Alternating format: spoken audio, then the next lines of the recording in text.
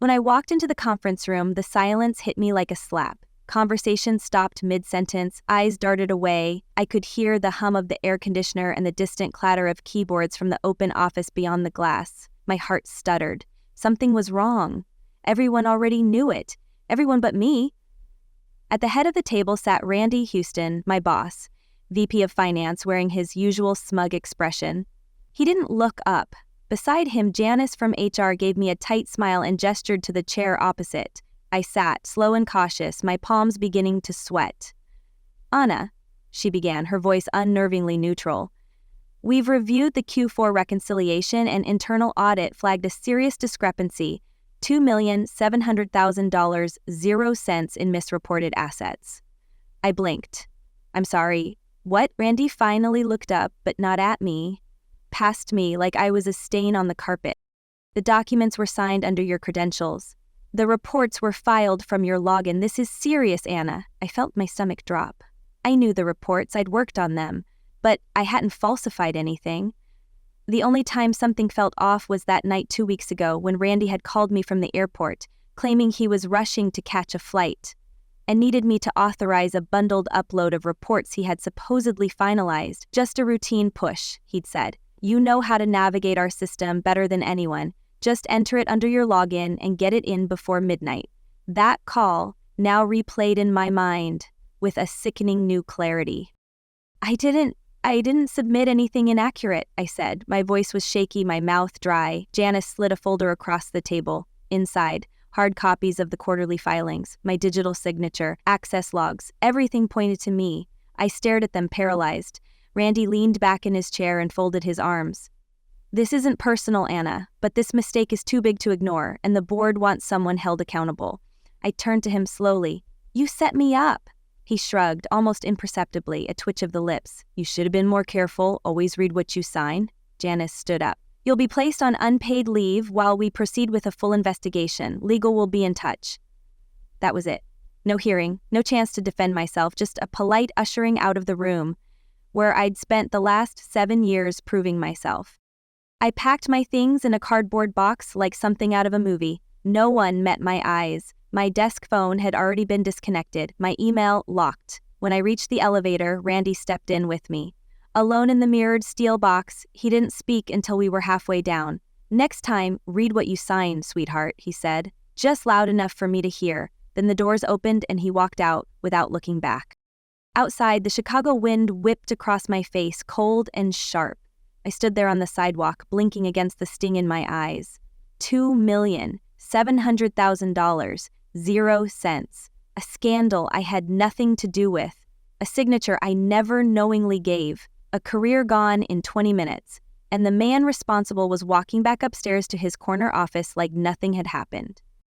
I should have gone home. I should have cried. But I didn't.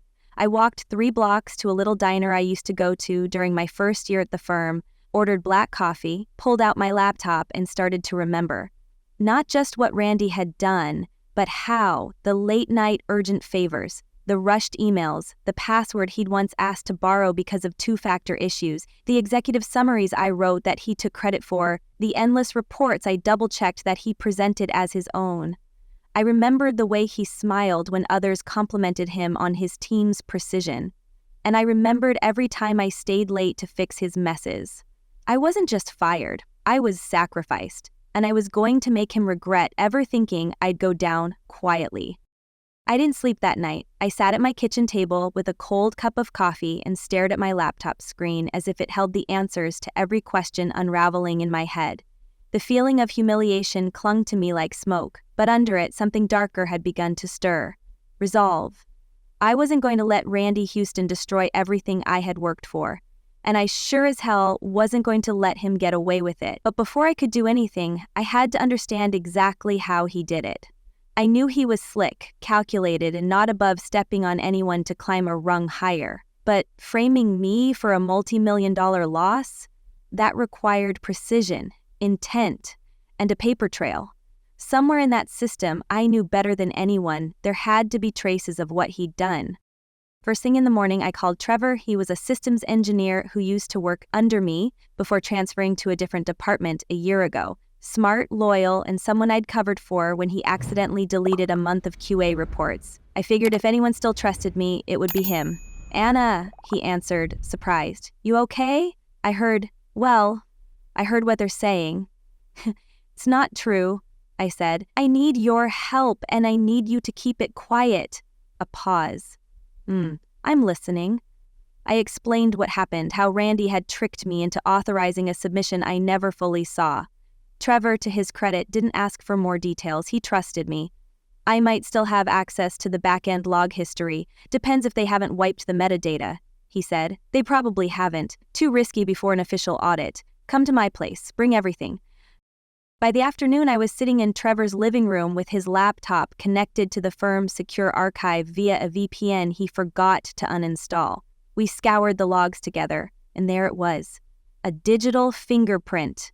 A session where Randy had accessed my terminal remotely under the guise of IT diagnostics 24 hours before the documents were submitted.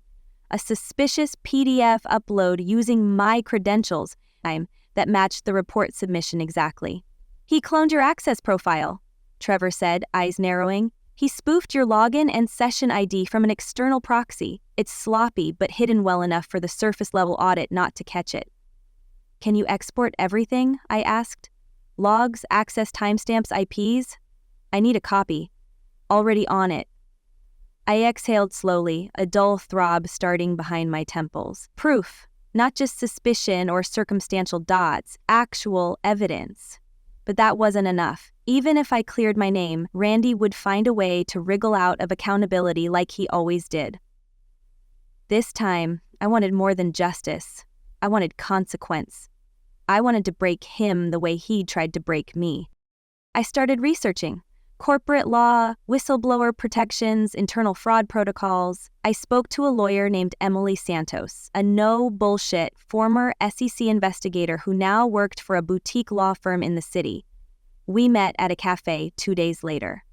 You've got solid preliminary evidence, she said after looking over the exported logs. But you'll need more if you want to go beyond a wrongful termination lawsuit. You want him exposed, ruined? Yes, I said. He set me up, and I think it goes deeper than just making me a scapegoat. She nodded slowly. You're not wrong. Guys like this don't just start at 2.7 million. If he did this to you, he's probably been skimming off the company for years. That was the moment something clicked. What if this wasn't just about covering a mistake? What if Randy was running an entire side scheme through dummy firms and fake consulting deals, using employees like me as his shield? Emily recommended I start looking into the shell company that received the missing funds, an entity listed in the audit report as Southport Strategy Group, LLC. I looked it up. No website, no LinkedIn, registered out of Delaware. Sounded like a classic front. I dug deeper. Southport Strategy was managed by a woman named Dana Ellis, a name I'd never heard before. I cross-referenced her address with the travel reimbursement files Randy had submitted. One of them matched. He had charged a 3-day trip to Miami Finance Summit, but the hotel was 20 minutes from Dana's listed residence. It wasn't a business trip. It was a setup. Dana was most likely a girlfriend or even a hired name, holding the front for his off-books operation. I spent hours building a web of connections, pulling invoices, names, addresses, everything I could find publicly and semi-legally, and then I remembered something. Randy had once left a USB drive plugged into a shared workstation back when our internal system was down. He claimed it was full of draft decks, but the file name structure had looked unusual. I had copied it out of habit, backup instinct. I dug it out of my cloud archive, cracked it open, jackpot. It wasn't decks. It was spreadsheets, payment schedules, internal notes, transactions between the firm and Southport Strategy Group going back 18 months. Many labeled as vendor compliance consulting, others marked priority transfer. My name appeared 4 times. He'd been filtering money through the company under fake project names and routing it back to himself using Southport, and occasionally adding my name as a coordinator to spread the trail. It was a perfect mix of theft and laundering, and he almost got away with it. Armed with this, I met Emily again. This is it, she said. You just built a case the SEC would love. You ready for this? I want his name stripped from every office plaque in the building, I replied. I want him remembered for the coward he is. She smiled. We'll start with a complaint to the Office of the Whistleblower. I'll send this to the Financial Crimes Division at the SEC. But be aware, this could escalate quickly. Good, I said. I'm counting on it. The first email went out the next morning, then the call to the compliance department from an anonymous number with a recording of Randy discussing vendor funds that didn't exist. Then a short, polite email to one of the partners, attaching a file titled, "Before you promote a criminal, you might want to see this." I didn't sign it. I didn't need to. They'd know exactly who it came from. And it was only the beginning. He took my job. He tried to bury me. I wasn't going to bury him. I was going to incinerate his entire legacy, and I'd do it without ever raising my voice. The next phase wasn't about emotion, it was strategy. Cold, methodical, and precise. Like the reports I used to run when I worked late hours while Randy drank bourbon in his corner office, pretending to be the brain behind everything I created. He underestimated me because I was quiet, because I didn't dress to impress, because I didn't spend meetings talking over people. He saw me as a tool. Now I'd become a weapon, and he hadn't even noticed I'd been unsheathed. Emily and I agreed on a staged rollout. First, a formal whistleblower complaint to the SEC with all supporting documentation, including the spoofed access logs, screenshots of the payments funneled into Southport Strategy Group, and metadata from the spreadsheets on Randy's USB. Then, we'd contact a journalist at a respected financial outlet, someone with enough weight to make people take notice but with a reputation for ironclad verification. Her name was Leah Brooks, and Emily had worked with her during her time at the SEC. Leah wasn't some clickbait blogger. She was the kind of journalist whose phone calls made CEOs sweat. When we sat down with her at a quiet little cafe near the Loop, I laid everything out on the table. No embellishment, no dramatic narration, just the facts. The audit, the login fraud, the fake vendor, the forged consulting work, and the money trail. Leah listened without interrupting, her eyes sharp behind square glasses. If even half of this checks out, she said, tapping the file, he's finished. It all checks out, I said. I don't want to be anonymous. When this breaks, I want people to know exactly who brought him down. She raised an eyebrow. That's bold, you sure? He tried to erase me. Let's make sure no one ever forgets my name again. While Leah started digging through her own sources to verify timelines and build a media narrative, I moved on to the next step, setting the trap.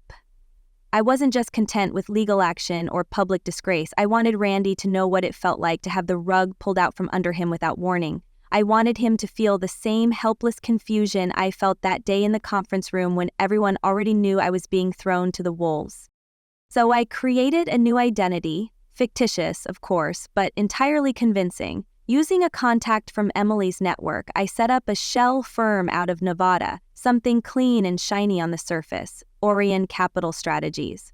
We registered a domain, created a glossy website, and filled it with buzzwords about innovation, capital leverage, and private equity transformation. I made sure to include language that mirrored Southport Strategy Group's site, which I had reconstructed from fragments in internet caches before Randy shut it down.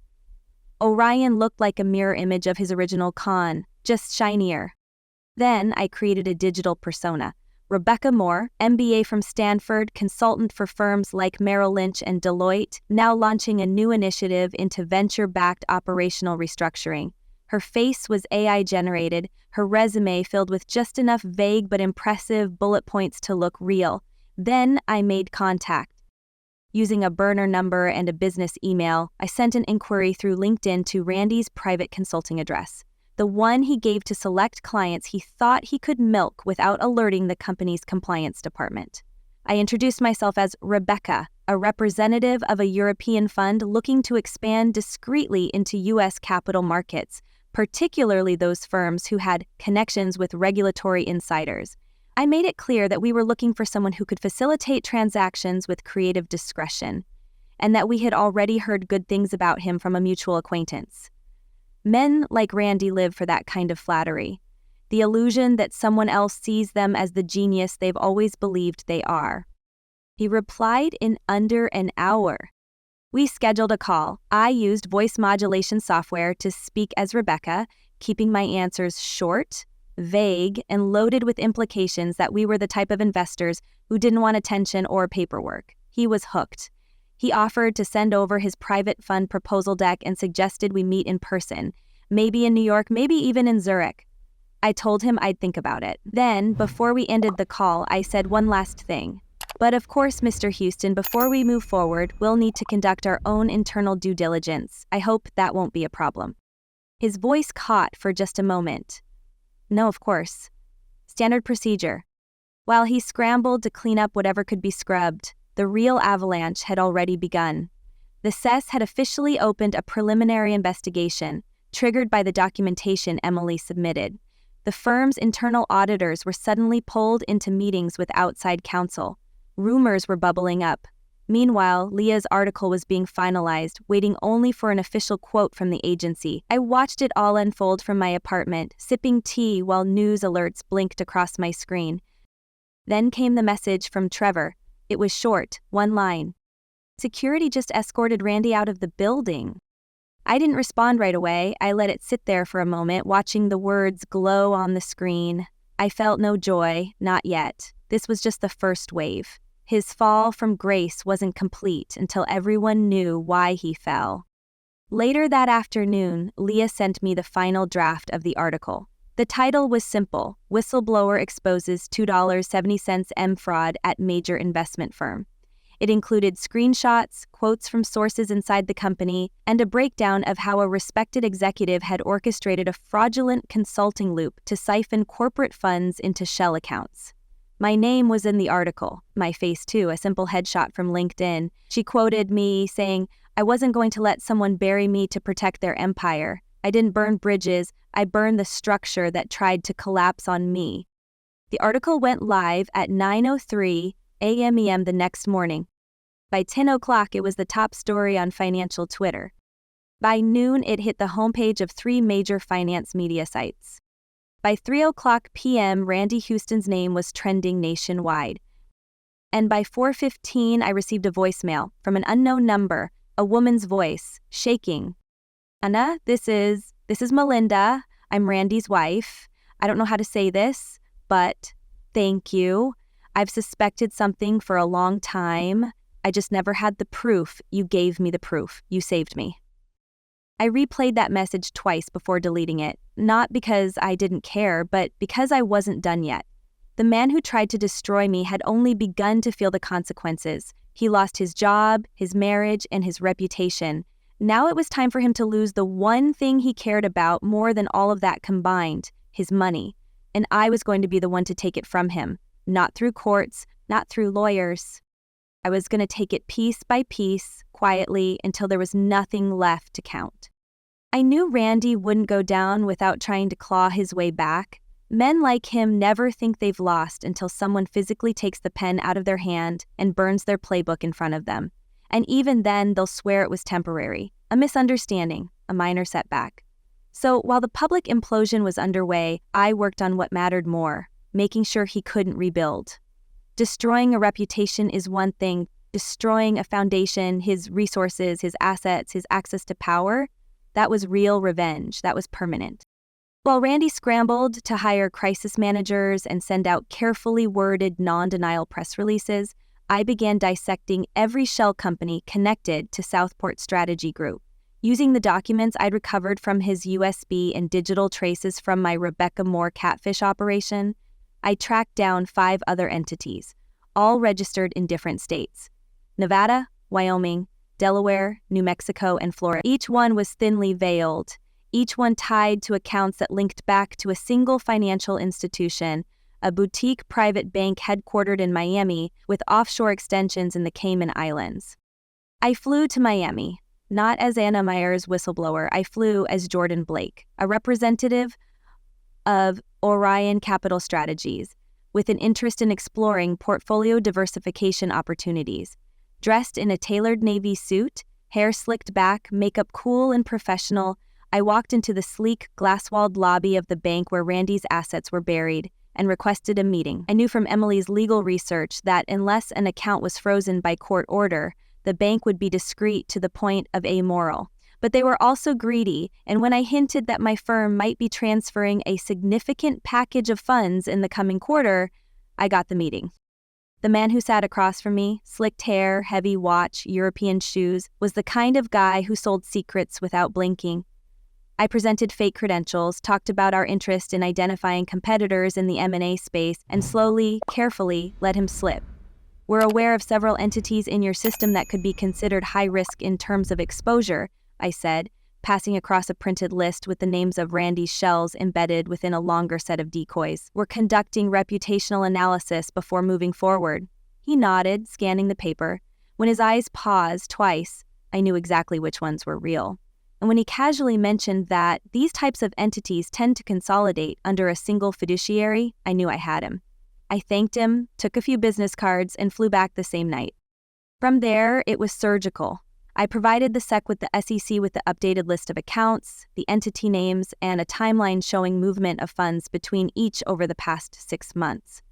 I flagged specific dates where the money shifted just days after internal financial decisions had been made at the company. Decisions only Randy would have known about. It didn't take much longer before Emily informed me the SEC had expanded their investigation into international financial fraud and had officially filed a motion to freeze all assets connected to Randy's financial network. They were working in tandem with the Treasury and IRS. The moment his accounts were frozen, the real collapse began. I received a text from Trevor that morning, his face, when the Amex got declined at reception, priceless. Apparently, Randy had tried to charge a $2,400 0-cent hotel suite in downtown Chicago and was told his card had been declined 3 times. He left in a fury, face red, voice raised, demanding someone fix the system. But there was nothing to fix. The system was doing exactly what it was built for: tracing, tracking, stopping. By noon, the bank in Miami received the order. His funds went dark, offshore links severed. His girlfriend Dana Ellis, the name behind Southport, emptied the apartment they'd been sharing in Brickell and ghosted him. 2 days later, his Porsche was repossessed from a valet stand outside a luxury gym. I expected him to come after me, a call, a threat, a lawyer, but instead there was silence, deafening, stretched out silence. That's when I knew he was scrambling, not in control, not calculating. He was drowning. And I wasn't done. I contacted Leah again, told her I had more for her, not just the fraud, something deeper, personal. She met me at a rooftop bar in River North, looking curious and slightly wary. I slid a folder across the table. Inside, emails between Randy and the firm's head of HR, dated days before I was fired. In them, Randy instructed her to expedite the termination, citing reputational risk, and that the optics of a clean break were preferable before quarterly reporting. He attached the spoofed documents with notes implying I had been under suspicion for months. Leah read in silence. He orchestrated everything, I said. It wasn't just fraud. It was character assassination, corporate homicide. She looked up. This makes the last story look like a warm-up. The follow-up piece dropped on Monday. Targeted, silenced, and framed inside the fall of Randy Houston. It laid out every step of his campaign against me, the forged approvals, the manipulated HR records, the internal push to paint me as unstable, difficult, disloyal. It ended with a quote from me. I don't want his apology. I want his example to be the one they study in business ethics classes, for everything you should never do. That week, I received a package at my apartment, no return address. Inside, a single envelope, no note, just a printed bank statement with the remaining balance of one of Randy's personal accounts, $327.41. I laughed, out loud, harder than I had in months. For a man who used to bill 5 figures for breakfast strategy meetings, it might as well have been 0. He was liquidated, humiliated, alone. And I hadn't even gone to court yet. Emily filed the civil lawsuit next: defamation, wrongful termination, professional sabotage. She told me we'd win, not just because we had the evidence, but because by the time we entered that courtroom, there wouldn't be a judge in the state who hadn't already read Leah's articles. One night, weeks later, I walked past my old office building. I hadn't been back since the day they escorted me out. The firm had changed its logo. New branding, new leadership, new messaging about transparency and integrity, but the building was the same.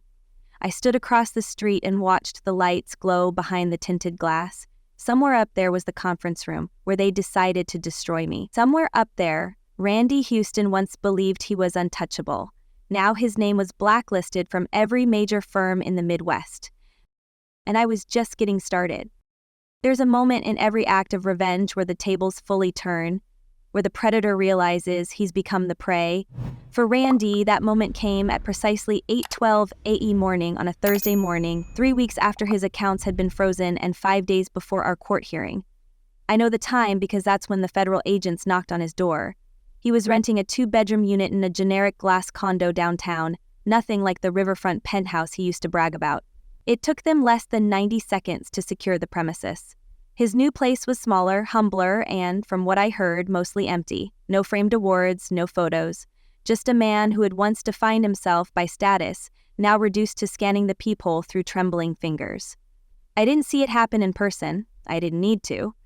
Emily called me immediately after receiving the notice that he'd been taken in for formal questioning. Not an arrest, yet, she clarified. But they've officially classified it as a criminal investigation. Multiple jurisdictions. He's got real problems now. I simply nodded. Good. By then, I was no longer acting out of fury. My rage had burned itself into something colder, more controlled. It wasn't about revenge anymore, it was about correction. A recalibration of the system that had allowed someone like Randy to thrive while people like me worked in the shadows. I wanted this to be a lesson not just for him, but for everyone who had watched it happen and stayed silent. The next phase came quickly. With the criminal investigation launched, the media frenzy reignited. Leah published a third piece, this one titled System Failure, the Hidden Culture Behind a $2.70 fraud. It explored how the company's leadership had enabled Randy's behavior, how red flags were missed, how employees who raised concerns were dismissed or pushed out.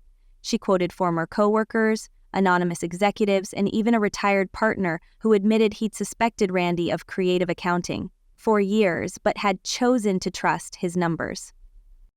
I started getting emails, dozens at first, then hundreds, from strangers, from women in finance, from people who'd been scapegoated, gaslighted, erased. They shared their own stories of bosses who took credit for their work, companies that protected predators, firms that turned ethics into window dressing. Some simply wrote, "Thank you."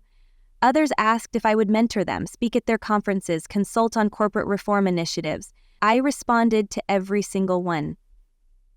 Not because I needed the validation, but because I wanted to be the person I had needed when I was walking out of that office with a cardboard box. Meanwhile, Randy's world kept shrinking. The firm issued an official statement denouncing his actions and cooperating with federal authorities. His name was removed from archived press releases, he was cut out of industry networks, blacklisted from speaking events. His LinkedIn page disappeared entirely. According to Leah, he tried reaching out to several former colleagues, begging for introductions to smaller firms, even startups. No one responded. The man who once couldn't walk into a room without shaking hands with someone in power now couldn't get a call back from a mid-level recruiter. Then came the civil trial. It took place in a mid-sized courtroom downtown, nothing flashy, no cameras, no reporters inside, but the room was packed. Former co-workers, journalists, legal observers. Randy walked in with his attorney, looking thinner, paler, like the edges of him had started to blur. He didn't look at me. He didn't need to. I sat at the plaintiff's table beside Emily, composed, steady. I wore navy, no theatrics. No dramatics, just the calm of someone who no longer needed to prove she was telling the truth. The evidence did that for me. We presented everything, the forged login records, the manipulated documents, the internal emails, the fake consulting firms, the timelines, the transactions, the metadata. Every single piece had been verified, reviewed, authenticated. Emily walked the court through the fraud, step by step, methodically, like a surgeon exposing rot in a seemingly healthy organ. Randy's attorney tried to push back, suggested that I'd misinterpreted events, that I'd taken revenge too far. But when the judge asked him to explain why Randy's name appeared on corporate registrations for Southport and 2 other shell entities, he floundered. Then came the final blow. We revealed recorded conversations between Randy and another exec, quietly provided by someone inside the firm who had finally decided to come forward. In one, Randy bragged about cleaning house by getting rid of deadweight and pinning the fallout on someone who wouldn't fight back. The courtroom was silent as it played. You could hear the shift in energy, the realization settling in. This wasn't just a case of corporate misjudgment. This was targeted, strategic, cruel. The judge ruled in our favor. Full damages awarded, immediate payment required, public disclosure authorized. The verdict alone was a victory, but what came after made it legendary. Within hours, business publications were reporting on the trial. Headlines splashed across financial news sites. Houston found liable in corporate sabotage case. Whistleblower wins landmark judgment. Anna Myers from victim to victor. People started calling me a symbol, a movement, an example of what happens when you don't stay quiet. I spent the evening alone, not celebrating, not gloating, just breathing, processing, reflecting. I walked through the city like a ghost, past buildings I once entered with a badge and a purpose. I thought about the years I'd given to someone who had seen me as disposable, about the friends who'd turned away when things got uncomfortable, and about the stranger I had become, stronger, sharper, unflinching. The money didn't matter, it was never about that.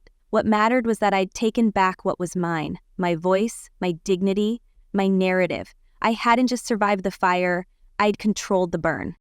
The next morning, I met with Leah for coffee. She handed me a small envelope. "This came in," she said. "Thought you'd want to see it." Inside was a handwritten note, brief and scrawled. "You win, I hope it was worth it." I folded it once and placed it in my bag. No response. He didn't deserve one. It wasn't about winning anymore. It was about rewriting the ending. And I had... 6 months after the verdict, I stood on the balcony of my new office, watching the city hum beneath me. The same streets where I had once walked as an invisible cog in someone else's machine now looked different. Not because they had changed, but because I had. The skyline still glittered. Traffic still pulsed, people still hurried past one another, lost in deadlines and deliverables. But I moved through this world differently now. I wasn't fighting to be seen anymore, I was building something that others could see themselves in. The office was modest but symbolic, a small corner suite in a historic building with exposed brick and high ceilings. There was no plaque with my name on the door, no vanity title printed across the glass, but it was mine. I had launched a consultancy focused on corporate ethics, whistleblower protection, and internal accountability. It started as a one-woman operation with a laptop, a legal pad, and a list of former colleagues who had emailed me after the case ended saying, "I wish I had done what you did." Now I had 5 full-time staff, 3 pro bono legal partners, and more contracts than we could handle.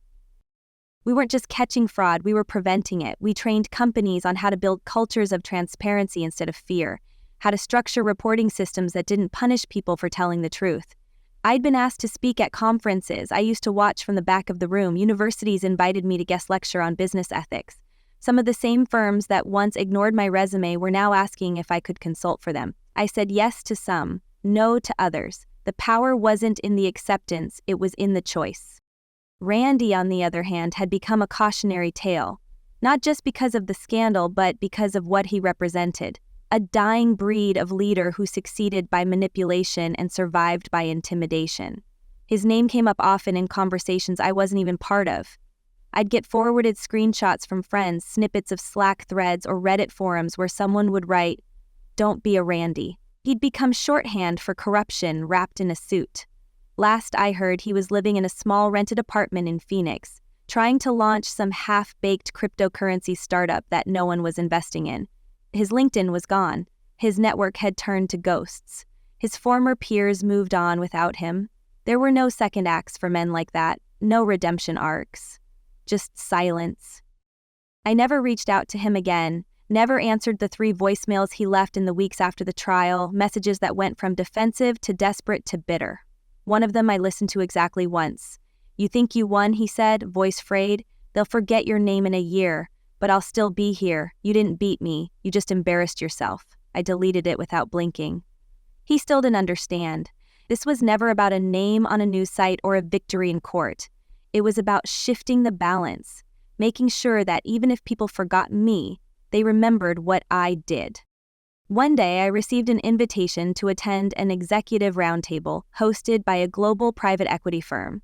The invite was addressed to Anna Myers, founder, Clarity, Risk, and Ethics. The subject of the event was rebuilding trust in leadership. I laughed when I saw the speaker list.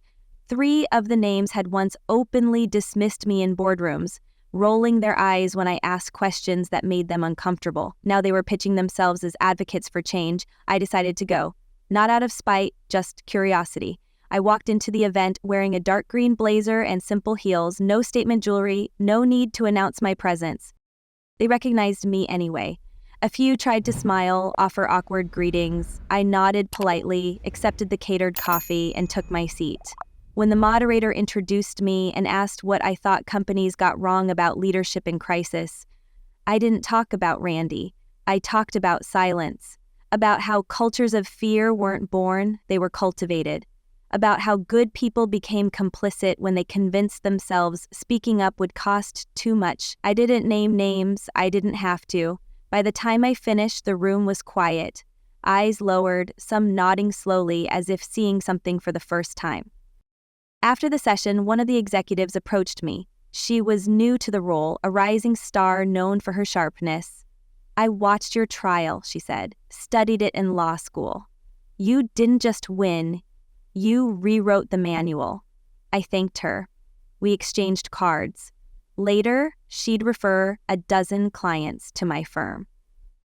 Life moved forward. My days filled with calls, audits, policy writing, advising nervous HR teams who didn't want to be the next cautionary headline. But every now and then, I'd catch a whisper of the past.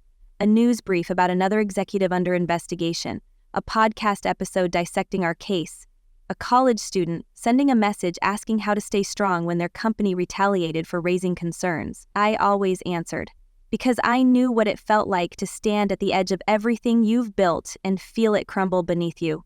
I knew the hollow weight of betrayal and the slow climb back to your feet. One evening, I stayed late at the office. Everyone had gone home and the sky outside had dipped into deep blue. I was organizing old files when I came across the original folder I'd kept during the investigation. Printed logs, sticky notes, hand-scribbled timelines. My handwriting was different then, sharp and uncertain, like I was trying to control something already unraveling. I sat for a moment and flipped through it. There, in the margin of one page, I had written a line. "They took my name, I'll make sure it's the last one they forget." I smiled. Not because I was proud of what I'd been through, but because I'd survived it without letting it define me. A week later, I got a call from a woman named Carolyn. She worked for a nonprofit focused on helping women navigate corporate harassment and retaliation. She asked if I'd join their board. "We need someone who's been through it," she said. "Someone who didn't just fight but change the rules." I said yes, not for recognition, not for revenge, but because somewhere, someone was sitting in a conference room with a folder full of lies and a room full of silence. And I wanted to be the voice that told her she wasn't crazy, she wasn't alone, and the system that tried to crush her didn't get the last word, she did. That was always the point, not to burn everything down, but to build something better from the ashes, something stronger. Something that couldn't be erased by a signature or buried by a headline, and that something had my fingerprints all over it. It was a crisp October morning when I finally returned to the building where everything had started. The firm had changed its name since the scandal, scrubbing any trace of Randy Houston from its website, press materials, and leadership pages. The new branding was slick, more modern, as if redecoration could erase the rot that had been at its core. But the marble floors were the same. The elevator still groaned at the 5th floor, and the receptionist at the front desk hadn't changed either. She looked up as I entered, and for a brief second, I saw something flicker in her expression.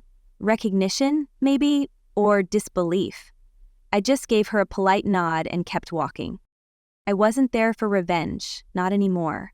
I wasn't there to wave a victory flag or to gloat over what had been lost. I was there for something quieter, more personal. Closure.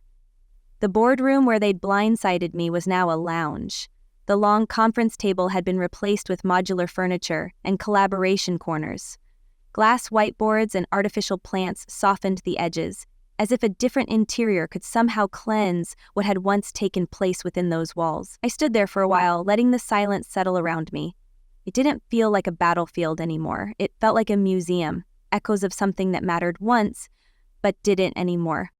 On the way out, I passed a young woman standing near the elevators, holding a stack of folders and looking overwhelmed. She wore the same kind of suit I used to wear when I was trying to be taken seriously. Dark, structured, a little too formal for a casual Friday. She looked up and offered a nervous smile. I nodded. First week? I asked. She exhaled with a laugh. Is it that obvious? Not at all, I said. You'll find your rhythm. Just remember, don't let anyone convince you that your silence is more valuable than your voice. Her smile faded into something more serious. She gave a slow nod. Thanks, I needed that. I didn't ask her name. I didn't need to. I'd been her, and maybe now she wouldn't have to become who I'd been. That evening I walked home alone through the city, watching the trees turn copper and gold along the sidewalks. The air smelled like firewood and change. I passed a bookstore and paused in front of the display window. There, on the center shelf, was a hardcover book with a familiar title, Burn the Bridge, Lessons on Ethics, Power, and the Cost of Silence. My name was printed cleanly across the bottom. I hadn't planned to write a book, it just started one night when I couldn't sleep, and I opened a blank document thinking maybe I could put what I'd been through into words. Somehow it had turned into a story that others wanted to read. As I stood there staring at it, I thought about Randy, where he was now, how he was living, what he saw when he looked in the mirror. I didn't feel hatred anymore, pity, maybe, disgust, but mostly I felt distance. He was behind me, like a landmark in the rearview mirror that reminded you where not to turn. He had wanted to erase me, bury me under the weight of his mistakes and lies, but I had become the thing he could never undo. Proof that silence doesn't have to win, that systems can crack, that one woman armed with truth and patience and fire can take down the man who built the cage and then walk away before the smoke clears. When I finally got home, I poured a glass of wine, opened the window and let the breeze in. The city buzzed below, but I was still. I sat at my desk, opened my journal, and wrote one final line beneath all the others. He said, "Read what you sign." I read everything, especially what he didn't want me to see. I closed the book. That chapter of my life was over, and I had written every word.